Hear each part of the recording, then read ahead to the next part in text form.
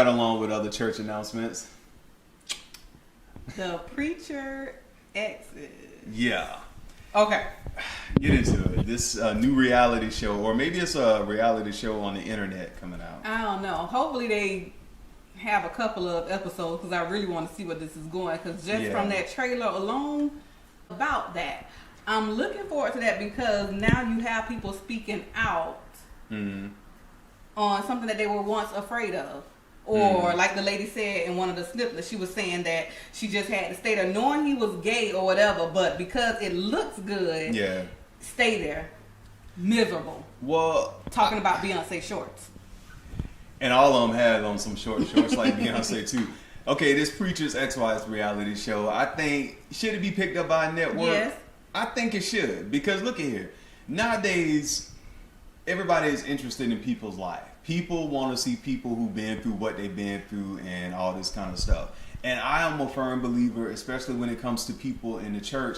A lot of people, you know, they've experienced a lot of things in the church, you know, and dealing with people in the church that will really blow your mind. And like a lot of these ladies are coming saying, you know, I was married to this guy, this was happening to me. Women in the church was after my husband. One even said she was the mistress. Yeah, one said she was the mistress, one said she was pregnant and her husband was looking for another wife. And Christian Mingles. It's like, I think that stuff, people say, oh, that's making the church look bad, it's downgraded. No, it's telling the truth, man. Right. And that's it's the whole telling thing. The truth. We're never going to be able to heal or never be able to build again because we keep sweeping the truth under a rug. Everybody does. They keep and sweeping, you can't build again. You can't become whole. You can't even start over because nobody wants to tell the truth. So if you're acting as if the problem does not exist, how can you fix the problem? Exactly. And I think that's what's going on with a lot of these women. I mean, they was in a praise breaking, they was shouting, they was crying, they was having some arguments, what normal people go through. But these were women who had spent mostly all their lives in the church. And we're not here giving you an excuse on not to praise, not to worship, not to go to your church and fellowship. Yeah. We're just telling you the truth. Yeah.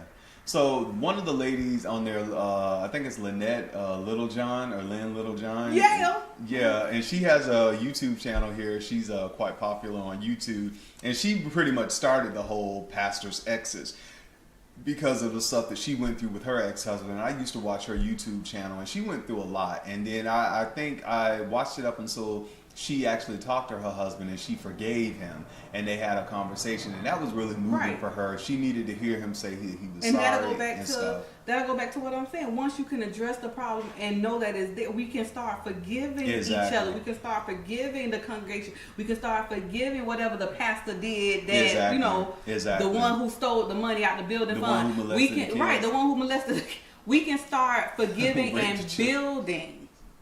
If we address it. I'm sorry, y'all. God is still working on me. I have not gotten over the Bishop Eddie Long scandal. I know a lot of people ask me, why aren't you moved on? That just hurt me so. It hurt and it hit so close to home. But I just think the church continues, especially the black church, and white churches do with the Catholic stuff, when it comes to sexual assault, sexual molestation, manipulation over people, over children, over women. It's still going on. But then I have to look at this too. How can you blame grown people for being manipulated when they're sitting there allowing this stuff to happen? Or they're letting it happen. You wanted to mess with the pastor, and then you want to blast him when it no longer goes your way. Exactly. That's not right either. It's not right. I'm serious. You knew you were the mistress when you came aboard. You knew you were the other woman or the other man. Now you can't. And this is Dawson and Denise show. I don't know what show y'all think y'all was watching. This is Dawson and Denise show. You got a lot of stuff going on. And you get hurt in the end, and you just you put the past on blast, you mess up the whole family, and then you want to say, oh, this happened and everybody like this. Come on now, really? Grown people, we got to grow up now.